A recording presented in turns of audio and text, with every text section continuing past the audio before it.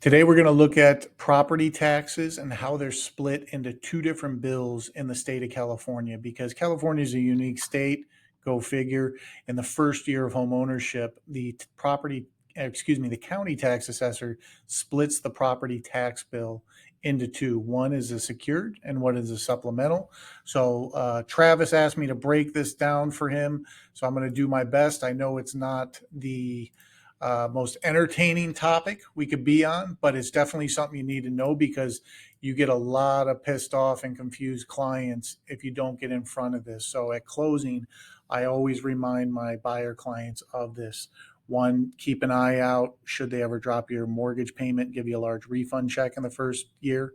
Or two, keep an eye out for the secured tax bill. The supplemental will always get paid. So in this example, let's go through this here. New home has an annual property taxes of $10,000. We're just going to make it simple and easy so we can split it apart. So the lender, assuming they set up the buyer's new escrow account, take $10,000 divided by 12 months on their monthly payment for their escrow portion. If they're impounding the taxes and insurance, the property tax portion will be $833.33. So in the first year, as I mentioned, the owner of the new home is going to get a secured property tax bill. It's more of an FYI. Here's what they got assessed at this year. And then the lender will get a copy as well. And then the supplemental, which technically is the owner's responsibility. So what is a supplemental property tax bill? Technically, and I'm going high level here, it's a difference of the previous owner's property tax bill to the new owners. Okay, so in this example, the new owners, it's $10,000 per year, and the prior owners was only $5,000, so it's a difference of $5,000. So in this example, to make it simple, the supplemental bill will be $5,000 and the secured property tax bill will be $5,000. So again, the secured bill gets mailed to both the loan servicer and the owner, and the servicer, when they get this, knowing that the taxes is impounded in the monthly payment, will always pay that bill. So if your client calls you up, say, hey, I got a property tax bill, why am I getting this? Should be in my monthly payment. Ask them if it's a supplemental or the secured. Again, secured always paid for.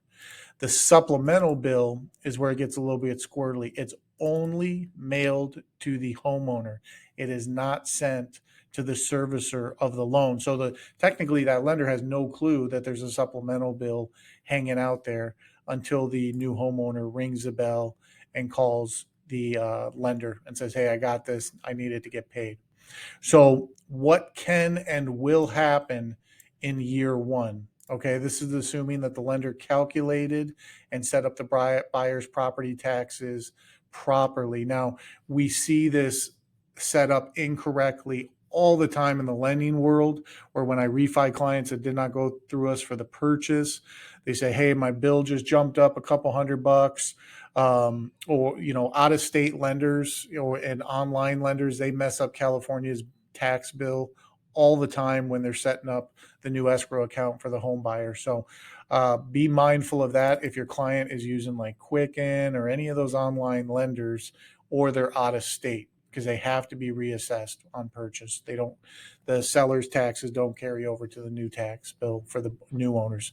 So perfect scenario, ideal one, supplemental gets billed and mailed to the new homeowner.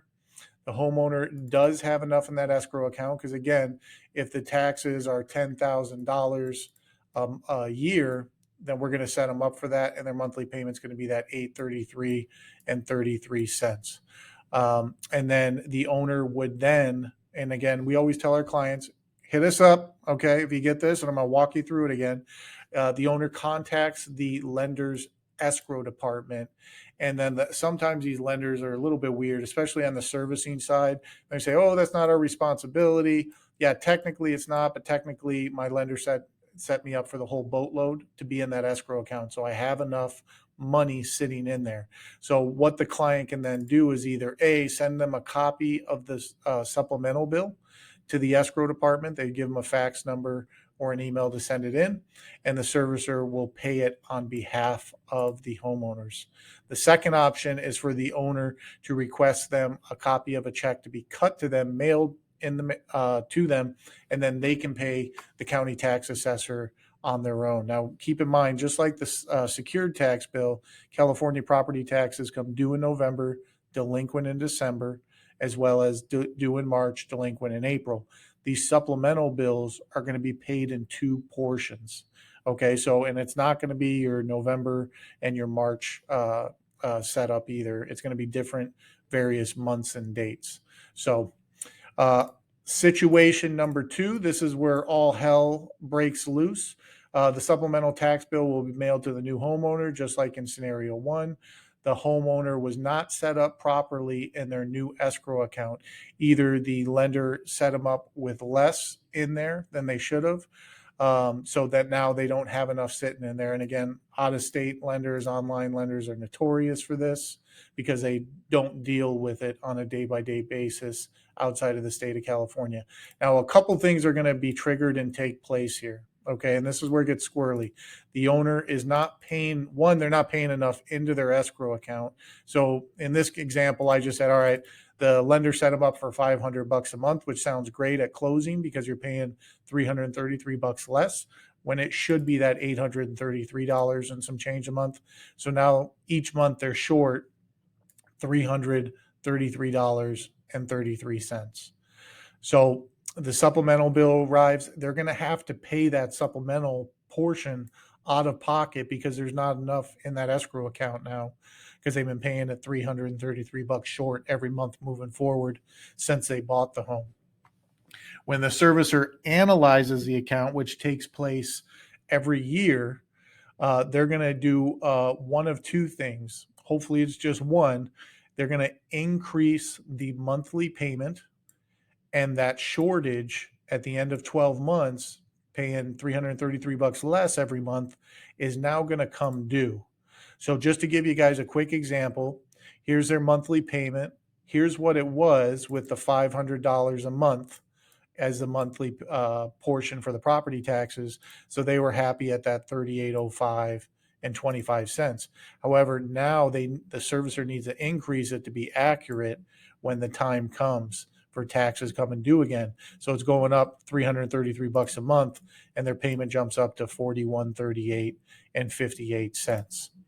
Okay, so that's if the buyer, or excuse me, the homeowner has the money to catch up that escrow shortfall, which in this case would be $4,000 because they only set them up for $500 a month.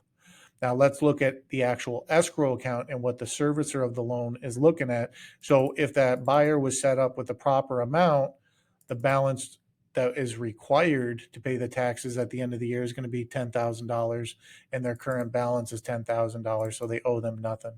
But with them only being set up for $500 a month, the required balance is $10,000, and the lender only has $6,000 sitting in their escrow account, which means they're obviously short $4,000. Now, if the homeowner cannot pay back that shortage, one, you're going to have a pissed off client, even though it's not the agent's fault, it's really the lender's fault, but they're going to be coming to you for some answers, obviously. So the servicer is going to have to do two things.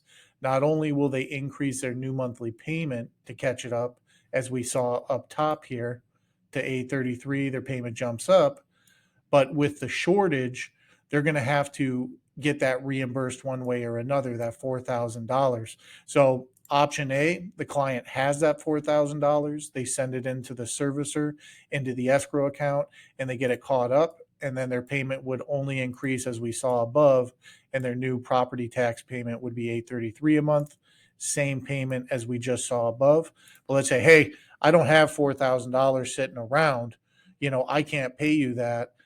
So what the servicer is going to do is they're going to pad that another $333.33 a month into the new escrow portion for the property taxes to make sure it gets caught up over the next 12 months. So now their payment doesn't jump to the 41, it jumps to 44.71 and 91 cents. Now their payment's going up dang near $700 a month, and they're obviously going to be pretty peeved about that, as we all know. So to give you some tips here, wrap this up, how to stay in front of this, okay?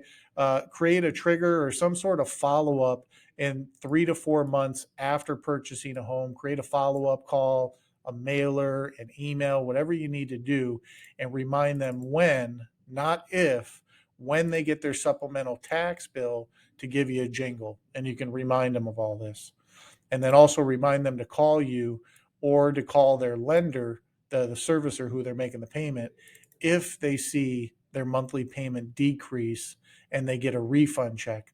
And the reason why that would happen is because, just like we were seeing above, the servicer of the loan only gets the secured tax bill, which in this scenario is $5,000. So they're going to drop the escrow monthly payment for the taxes to equate to collecting for $5,000 over that 12 months when it's really $10,000. So the lender is now basing it only off of the annual property tax bill and not including the secured. So, or excuse me, the supplemental, should I say. So if that happens, and we need to prep our clients, one, you need to continue making the normal payment you were making and put that money that the servicer gives you into a savings account. And for the love of God, don't spend it, right? Because they're going to need to have that at the end of the year when the servicer comes back and says, hey, we've been collecting, too little now based on the secured tax bill. And now you owe us that difference. Like you saw up here, that $4,000 is going to come due. So they'll have that money sitting in that savings account. And then as they continue to make their payments, put the additional amount aside into that same savings account they put the refund money in. So when that $4,000 gets found out and the servicer says, hey, we're increasing your payment now to $833 where it should have been, and you're short $4,000, well, now they have it sitting in that savings account and they can make that payment. So I know, again, this is not the glamorous type of stuff, but really prep your clients. It's a good touch for every one of us in the industry. You can have a chat with them after they close. Oh, by the way, would you mind leaving us a review if we exceeded your expectations, as well as a nice 3 to 4 month touch with our clients as well down the line, just to check in. Hope this makes sense. If you guys have any questions, feel free to reach out to me at any time. Wish you guys nothing but health and blessings, and we'll talk soon.